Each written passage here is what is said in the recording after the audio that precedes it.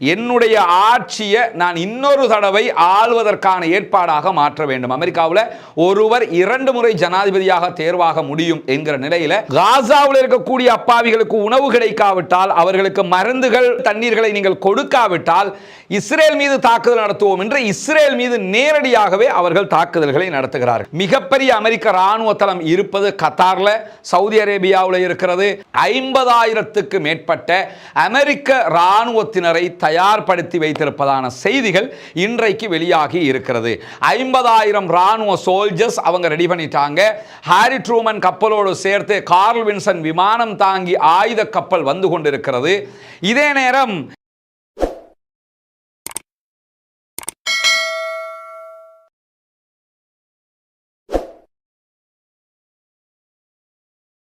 அஸ்ஸலாமு அலைக்கும் வரஹ்மத்துல்லாஹி வபரகாத்துஹு. பேரன்பிற்கினிய சகோதர சகோதரிகளே, நம் அனைவர் மீதும் ஏக இறைவனுடைய அமைதியும் கருணையும் உண்டாகட்டுமாக என்கிற உயரிய பிரார்த்தனைகளோடு பாலஸ்தீனத்தினுடைய காசா பகுதிகளிலே அக்டோபர் 7, 2023 முதல் இஸ்ரேலிய ஆக்கிரமிப்பு இராணுவம் நடத்தி வரக்கூடிய தாக்குதல்கள் இன்றோடு 544வது நாளை எட்டி இருக்கின்றன. 544 நாட்களாக இஸ்ரேல் நடத்துகிற இந்த தாக்குதல்கள் இதுவரைக்கும் 70,000க்கு மேற்பட்டவர்கள் கொல்லப்பட்டிருக்கிறார்கள், ஷஹீதாகி இருக்கிறார்கள். அதே நேரத்தில் மத்திய கிழக்கு முழுவதுமே இந்த பதட்டம் கடந்த 544 நாட்களாக தொடர்ந்து கொண்டே இருக்கிறது. ஆனா உலகம் முழுக்க நம்ம பார்த்தோம்னா 58 அரபு இஸ்லாமிய நாடுகள் இருக்கிறது.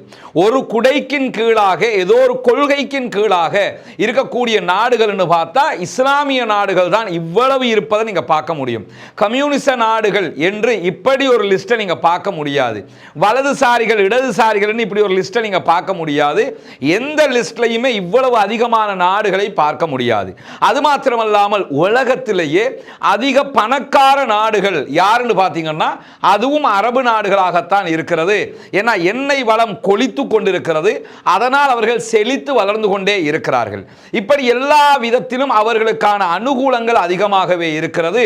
உலகத்திலேயே மேற்கு நாடுகள் தயாரிக்கக்கூடிய அதிகமான ஆயுதங்களை வாங்கக்கூடிய நாடுகளாகவும், போட்டி போட்டுக்கொண்டு ஆயுதங்களை இறக்குமதி செய்யக்கூடிய நாடுகளாகவும் இதே அரபு நாடுகள் தான் காணப்படுகிறது. ஆனால் நீங்க பார்த்தீங்கன்னா ஆயுதங்களை அதிகமாக வாங்குகிறார்கள். அதே நேரத்தில் பணம் செல்வம் கொளித்து கொண்டே இருக்கிறது. எல்லா வளமும் பலமும் இருக்கிறது. காசாவுக்கு இதுவரைக்கும் தீர்வு எட்டவில்லை என்பதுதான் கவலைக்குரிய விவகாரமாக மாறி இருக்கிறது. இந்த நிலையில மத்திய கிழக்குக்குள்ள இருக்கக்கூடிய நாடுகள்ல எந்த நாடு தனக்கு எதிராக நின்றாலும் அதை அடக்கியே தீருவது என்கிற கொள்கையில் அமெரிக்கா எப்போதும் மிக தெளிவாக இருந்திருக்கிறது. அந்த அடிப்படையில் தான் ஒசாமா பின் லாதினை நாங்கள் தேடுகிறோம் என்கிற பெயர்ல இரட்டை கோபுர தாக்குதல் என்றொன்றை காரணம் காட்டி ஆப்கானிஸ்தான் முழுவதையுமே அவர்கள் ஆக்கிரமித்தார்கள், அழித்தார்கள். இறுதியில் ஆப்கானிஸ்தானில் தோல்வி அடைந்து அவர்கள் வெளியேறி சென்றார்கள். அதே மாதிரி தான் அவங்க என்ன பண்ணாங்கன்னா ஈராக்குக்குள்ள நுழைந்து முழு ஈராக்கையுமே ஆக்கிரமித்தார்கள். சதாம் ஹுசைனுடைய ஆட்சி கவிழ்க்கப்பட்டது. அணு ஆயுதம் வைத்துக் கொண்டிருக்கிறார் சதாம் ஹுசைன், ஆபத்தான ஆயுதங்கள் இருக்கிறது சதாமிடத்தில் என்றார்கள். ஆனால் இறுதியில் எந்த விதமான ஆயுதங்களும் கிடையாது. ஈராக் நாசப்படுத்தப்பட்டது. ஈராக்கினுடைய எண்ணெய் வளம் அபகரிக்கப்பட்டதுதான் மிச்சம் என்பதை நம்ம கவனிக்க முடியும். இப்படி யாரெல்லாம் நெஞ்சை நிமிர்த்தி அமெரிக்காவுக்கு எதிராக நிற்பாங்களோ அவங்களுக்கு எதிரான தாக்குதல்களை அமெரிக்கா உச்சமாக நடத்தும், அவர்களை அடங்கி பணிய வைக்கும். இந்த நிலையில தான் தற்போது நீங்க பாத்தீங்கன்னா மத்திய கிழக்கு முழுவதும் என்ன பதட்டத்தில் இருக்குதுன்னு சொன்னா யமன்ல ஒரு மிக பிரம்மாண்டமான தாக்குதலை அமெரிக்கா நடத்தி வருகிறது. யமன்ல இருக்கக்கூடிய ஹூதிகள் பதிலடி கொடுக்கிறார்கள். ஆனால் அமெரிக்கா நடத்தக்கூடிய தாக்குதல் என்பது சாதாரணமான தாக்குதல் அல்ல. யமன் 3 சாரார் ஆட்சி செய்யக்கூடிய ஒரு நாடாக மாறி இருக்கிறது. யமன்ல இருக்கக்கூடிய ஒரு ஆட்சி இருக்கிறது. அந்த ஆட்சி அமெரிக்கா, சவுதி அரேபியா உள்ளிட்ட எல்லா நாடுகளும் ஏற்றுக்கொண்ட ஒரு சர்வதேச அரசாங்கம் என்று வைத்துக் கொண்டிருக்கிறார்கள். ஆனால் அந்த ஆட்சியிடத்தில் எந்த பலமும் வளமும் மிக்க பகுதிகள் கிடையாது. குறிப்பாக யமனுடைய தலைநகர் சன்ஆ உள்ளிட்ட பகுதிகள் கூட அவர்களிடத்தில் இல்லை, ஹூதிகளிடத்தில் தான் இருக்கிறது. யமன்ல இருக்கக்கூடிய மிக அதிகமான பகுதிகளை ஹூதி கிளர்ச்சியாளர்கள் தான் கையிலே வைத்துக் கொண்டிருக்கிறார்கள். அவர்கள் தான் ஆண்டு வருகிறார்கள். ஹுதைதா துறைமுகமாக இருக்கலாம், செங்கடலை ஒட்டிய எல்லா பகுதிகளும் அவர்களிடத்தில் தான் இருக்கிறது. இதே நேரத்தில் என்று அழைக்கக்கூடிய சாராரிடத்திலும் ஒரு சிறு பகுதி யமன்ல கண்ட்ரோல்ல இருக்குது. இப்படி 3 சாரார் யமனை ஆண்டு வர்றாங்க. இதுல யமன்ல எந்த பகுதிகளில் ஹூதிகள் ஆட்சி பண்ணி கொண்டிருக்கிறாங்களோ அந்த பகுதிகள் மீது அமெரிக்கா தொடர் தாக்குதலை நடத்துகிறது. காரணம் என்னன்னா, ஹூதிகள் இஸ்ரேலுடைய கப்பல்களுக்கும் இஸ்ரேலுக்கு ஆதரவான அமெரிக்காவினுடைய கப்பல்கள் மீதும் தாக்குதல் நடத்துறது மட்டுமல்லாம, காசாவில் இருக்கக்கூடிய அப்பாவிகளுக்கு உணவு கிடைக்காவிட்டால், அவர்களுக்கு மருந்துகள் தண்ணீர்களை நீங்கள் கொடுக்காவிட்டால் இஸ்ரேல் மீது தாக்குதல் நடத்துவோம் என்று இஸ்ரேல் மீது நேரடியாகவே அவர்கள் தாக்குதல்களை நடத்துகிறார்கள். எனவே எந்த விதமான உச்சகட்ட பலமும் இல்லாத யமனில் இருக்கக்கூடிய ஹூதிகள் இஸ்ரேலோடு சண்டையிடுகிறார்கள். அதே ஹூதிகள் மீது அமெரிக்கா தாக்குதல் நடத்துகிறது இஸ்ரேலை பாதுகாப்பதற்காக வேண்டி. அந்த தாக்குதல் நடத்துகிற நேரத்தில் அரபு நாடுகள் அத்தனையும் மௌனித்து கைகட்டி பார்த்து கொண்டிருக்கிறது, ஈரானை தவிர்த்து. இப்ப என்ன பிரச்சனைனா, ஈரானுடைய ப்ராக்ஸிஸாக நிறைய பேர் அந்த பகுதிகளில் இருக்கிறாங்க. உதாரணமாக யமனில் இருக்கக்கூடிய ஹூதிகளாக இருக்கலாம், ஹெஸ்புல்லாக்கள் லெபனானில் இருக்கிறாங்க அவங்களாக இருக்கலாம், ஈராக்கில் இருக்கக்கூடிய கதாயிப் ஹெஸ்புல்லாவாக இருக்கலாம். இப்படி பல பகுதிகளிலையும் ஈரான் என்ன பண்ணியிருக்கிறாங்கன்னா, அவங்களுக்கு தேவையான ஆயுத குழுக்களை உருவாக்கி வச்சிருக்கிறாங்க. தற்போது காசாவினுடைய யுத்தத்துக்கு இந்த ஆயுத குழுக்கள் தான் சப்போர்ட் பண்ணி கொண்டு இருக்கிறார்கள். ஆனால் நீங்க பார்க்கலாம், காசாவில் 544வது நாளாக இன்றைக்கும் யுத்தம் நடக்கிற போது எதிர்த்தாக்குதல்கள் குறைவாக இருக்கிறது. பாலஸ்தீன விடுதலை அமைப்பு உச்சமாக நின்று தாக்குதல் நடத்தியவர்கள் தற்போது எதிர்த்தாக்குதல்களை தவிர்த்து வருகிறார்கள். அதே நேரத்தில் ஹெஸ்புல்லாக்கள் இன்னும் யுத்தத்திற்குள் நுழையவே இல்லை, 2ஆம் கட்ட யுத்தத்துக்குள்ள நுழையல. யமனில் இருக்கக்கூடிய ஹூதிகள் மட்டும்தான் தாக்குதல் நடத்துகிறார்கள். இந்த நிலையில தான் இன்றைய தினம் ஆல்ரெடி மத்திய கிழக்கில் USS ஹாரி ட்ரூமன் கப்பல் இருக்கிற போது, விமானம் தாங்கி அமெரிக்காவினுடைய கப்பல் இருக்கிற போது, புதியதொரு கப்பலையும் பசிபிக் பிராந்தியத்தில் இருந்து மத்திய கிழக்குக்கு அனுப்பி இருக்கிறது அமெரிக்காவினுடைய அரசாங்கம். அமெரிக்காவினுடைய கார்ல் வின்சன் விமானம் தாங்கி கப்பல் இன்றைக்கு மத்திய கிழக்கை நோக்கி வந்து கொண்டிருக்கிறது. ஏன், எதற்காக திடீரென்று கார்ல் வின்சன் வருகிறது என்கிற கேள்விகள் யாருக்கும் பதில் தெரியாத கேள்வி அல்ல. ஈரானுக்கும் அமெரிக்காவுக்கும் இடையில் உச்சகட்ட ஒரு போர் சூழல் உருவாகி கொண்டே இருக்கிறது. தவிர்க்க முடியாத ஒன்றாகவும் இது மாறி இருக்கிறது. ஏன்னா இதுல ஜியோ பாலிடிக்ஸ் எடுத்துக்கிட்டீங்க, தற்போதைய அமெரிக்காவினுடைய ஜனாதிபதி டொனால்ட் ட்ரம்ப் 2 விவகாரங்கள்ல மிக தெளிவாக இருக்கிறார். ஒன்று என்னன்னா, என்னுடைய ஆட்சியை நான் இன்னொரு தடவை ஆள்வதற்கான ஏற்பாடாக மாற்ற வேண்டும். அமெரிக்காவில் ஒருவர் 2 முறை ஜனாதிபதியாக தேர்வாக முடியும் என்கிற நிலையில் அமெரிக்காவினுடைய கான்ஸ்டிடியூஷனை மாற்றி 3வது முறையும் நான் ஆட்சிக்கு வர வேண்டும் என்று நினைக்கிறார் அமெரிக்க ஜனாதிபதி டொனால்ட் ட்ரம்ப். அதற்குரிய ஒரு வழியாக அவர் எதை கொண்டு வர பார்க்கிறாருன்னா, மத்திய கிழக்கில் குறிப்பாக ஈரான் மீதான போர் அவருக்கு அதற்கு பங்களிப்பு செய்யும்.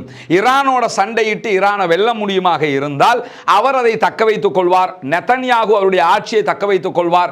காசாவை கைப்பற்றியதாக இருக்கும் அல்லது காசாவை அடிமைப்படுத்தியதாக இருக்கும். அரபு நாடுகளை மரியாதையாக இருக்கிற மாதிரி காட்டிக்கிட்டு அடிமைகளாக வைத்துக் கொள்ள முடியும். அயனோடையாம இருப்பாங்க, சந்தோஷமா இருப்பாங்க, நான் சொன்னா கேட்டுக்கன்னு அடிமைகளாகவே வைத்துக் கொள்ள முடியும். இந்த நிலையை கொண்டு வருவதற்கு ஈரான் மீது மண்டையில் கொட்ட வேண்டும், ஈரானோடு சண்டையிட வேண்டும் என்பது அமெரிக்காவினுடைய உச்சகட்ட திட்டமாக இருக்கிறது. அந்த அடிப்படையில் தான் USS ஹாரி ட்ரூமன் ஆல்ரெடி மத்திய கிழக்கில் இருக்கிறாங்க. அந்த விமானம் தாங்கி கப்பலில் இருந்து தான் யமன் மீது தாக்குதல் நடத்தப்படுகிறது. யமனும் அந்த கப்பலை நோக்கி தான் தாக்குதல் நடத்துறாங்க. இந்த நிலையில் தான் கார்ல் வின்சன் விமானம் தாங்கி கப்பல் தற்போது மத்திய கிழக்குக்கு வருகிறது. எனவே மத்திய கிழக்குக்கான விமானம் தாங்கி கப்பல்கள் கொண்டு வரப்படுவது நேரடியாக ஈரானுடனான யுத்தத்திற்கான முனைப்பு என்பதிலே எந்த மாற்று கருத்தும் இல்லை. குறிப்பாக மத்திய கிழக்கு நம்ம எடுத்துக்கிட்டோம், அமெரிக்கா தன்னுடைய படைத்தளங்கள் 10ஐ அங்கே நிறுவி இருக்கிறது. மிகப்பெரிய அமெரிக்க ராணுவ தளம் இருப்பது கத்தார்ல, சவுதி அரேபியாவில் இருக்கிறது. அதே போன்று மற்ற அரபு நாடுகள் எல்லாவற்றிலும் UAE இருக்கலாம், எதா இருக்கலாம், எல்லா நாடுகளிலும் தங்களுடைய ராணுவ பேஸ்களை அவங்க அமைச்சு தான் வச்சிருக்கிறாங்க. ஏற்கனவே நமக்கு தெரியும், ஈராக்கை தாக்கும் போது அமெரிக்காவில் இருந்து வந்து அவங்க குண்டு போடல, இதே அரபு நாடுகளுடைய ராணுவ தளங்களை பயன்படுத்தி தான் அவர்கள் ஈராக் மீது தாக்குதல் நடத்தினார்கள், ஆப்கான் மீது தாக்குதல் நடத்தினார்கள்.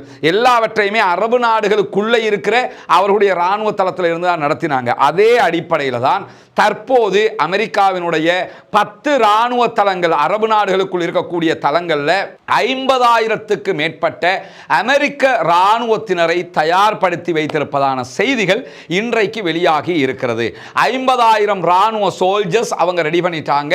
ஹாரி ட்ரூமன் கப்பலோடு சேர்த்து கார்ல் வின்சன் விமானம் தாங்கி ஆயுத கப்பல் வந்து கொண்டிருக்கிறது. இதே நேரம் எல்லா வகையான இராணுவ முஸ்தீஃபுகளையும் அவங்க செஞ்சிருக்கிறாங்க. அப்ப அரபு நாடுகள் என்ன செய்யும்னு பார்த்தீங்கன்னா ஒண்ணுமே செய்யாது. ஈராக்கை தாக்கும் போது பார்த்துக்கிட்டு இருந்த மாதிரி, ஆப்கானை தாக்கும் போது பார்த்துக்கிட்டு இருந்த மாதிரி, காசாவை மொத்தமாக அழிக்கும் போது பார்த்துக்கிட்டு இருக்கிற மாதிரி இப்பொழுதும் கைகட்டி பார்த்து கொண்டிருப்பார்கள். இன்னும் சொல்ல போனால் சில அரபு நாடுகளுக்கு ஈரானை அடிச்சு நொறுக்கிறது தேவையாகவே இருக்குது. அதற்காக வேண்டியும் அவர்கள் அமைதி காப்பார்கள். இந்த நேரத்தில் தான் இன்றைக்கு ஈரானுடைய இராணுவ தளபதி, குதுஸ் படையணியினுடைய தளபதி என்று பல தளபதிகளும் ஒரு அதிரடியான கருத்தை வெளியிட்டிருக்கிறாங்க. என்ன கருத்துன்னு சொன்னா, நீங்கள் தாக்கினால் பதிலடி தாக்குதலுக்கு நாங்கள் தயாராக இருக்கிறோம்.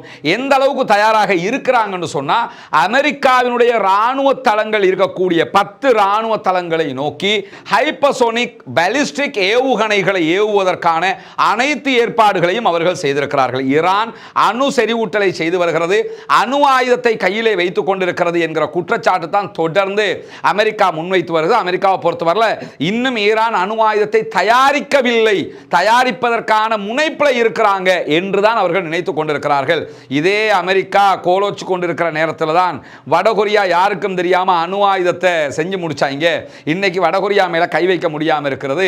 இப்பொழுதும் அமெரிக்கா பல கட்டங்கள் என்ன நினைக்கிறாங்கன்னா, அணு ஆயுதம் கிடையாது, அதை தயாரிக்கிறதுக்கு முனைப்பு காட்டுறாங்கன்னு நினைக்கிறாங்க. ஈரான் இவ்வளவு வலுவாக நெஞ்சை நிமிர்த்தி நிற்கும் போதே ஒன்றை நம்ம புரிஞ்சுக்கிறோம், அணு ஆயுதம் இல்லாம அவங்க களத்துக்கு வரல. ஆல்ரெடி இஸ்ரேல் மேல 2 கட்ட தாக்குதல்கள் அவங்க நடத்தினாங்க. அது மட்டுமல்லாம இப்பொழுது நீங்கள் தாக்கினால் ரிப்பீட் அமெரிக்காவை தாக்குவதற்கு தயாராக இருக்கிறோம் என்று சொல்கிறார்கள். இது எல்லாமே ஈரானும் தங்களுடைய ஆயுத பலத்தோடு யுத்தத்திற்கு தயாராகி விட்டார்கள். இதுல என்ன இருக்கக்கூடிய ஒரு புரிதல் என்று கேட்டா, இந்த வார்ங்கிறது நேரடியாக தரைவழி தாக்குதலாக இருக்க போவதில்லை, முழுவதுமாக வான்வழி தாக்குதலாக இருக்க போகிறது. ஈரானை நோக்கி அமெரிக்கா தாக்குதல் நடத்த ஆரம்பித்தால் இஸ்ரேலும் ஈரானை நோக்கி தாக்குதல் நடத்த வாய்ப்பு இருக்கிறது. இஸ்ரேலையும் அமெரிக்காவையும் சேம் டைம் சந்திக்க வேண்டிய ஒரு நிர்பந்தம் ஈரானுக்கு இருக்கும். ஆனால் இப்பொழுது ரஷ்யா வாய் திறந்திருக்கிறது. ஈரான் மீது நீங்கள் எந்த தாக்குதலையும் நடத்தக்கூடாது என்று சொல்லியிருக்கிறார்கள். அப்படி ஈரான் மீது அமெரிக்கா தாக்குதல் நடத்த ஆரம்பித்தால் ரஷ்யா ஈரானுக்கு துணையாக வந்தே தீரும் என்பதில் மாற்று கருத்து இல்லை. ஏன்னா அசாதை கைவிட்ட மாதிரி அவங்க கைவிட மாட்டாங்க. ஈரான் இல்லைன்னா மத்திய கிழக்கில் ரஷ்யாவுக்கு ஆளே இல்லைன்றாயிரும். இதே நேரத்தில் ரஷ்யாவினுடைய ஒரு பிரஷர் சவுதி அரேபியாவுக்கும் கொடுக்கப்பட்டு கொண்டே இருக்கிறது. இந்த தாக்குதலுக்கு நீங்க துணை போயிடக்கூடாது என்று சொல்லி, ஏன்னா சவுதி அரேபியாவை பொறுத்தவரையில் ரஷ்யாவுடனான தொடர்பு சவுதிக்கு ரொம்ப முக்கியமானதாக இருக்கிறது. இந்த மாதிரியான ஒரு குழப்பமான ஒரு சூழ்நிலை தற்போது உருவாகி இருக்கிறது. மிக மிக பதட்டமான ஒரு சூழல் மத்திய கிழக்கிலே உருவாகி இருக்கிறது.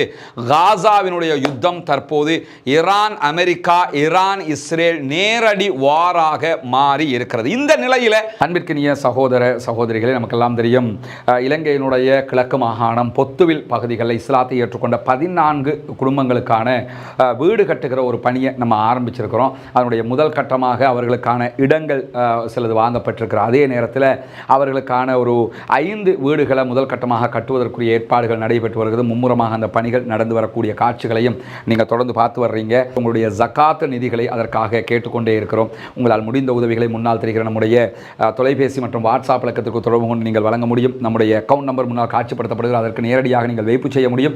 அதற்கு வைப்பு செய்ய முடியாதவர்கள், அந்த மாதிரி எங்களுக்கு இந்த நாட்டில் இருந்து அதுக்கு போட முடியலை என்று சொல்கிறவங்க நமக்கு வாட்ஸ்அப்பில் தொடர்பு கொண்டால் அதற்குரிய வழிகாட்டலை தருவதற்கு நாம் தயாராக இருக்கிறோம். எனவே அதற்குரிய உதவிகளை வாரி வழங்குங்கள். அந்த மக்களுக்கான வேலைகளை நாம் செய்ய வேண்டி இருக்கிறது. சுமார் 53 அப்பாவிகள் காசாவிலே இன்றைக்கு கொல்லப்பட்டிருக்கிறார்கள், ஷஹீதாகி இருக்கிறார்கள்.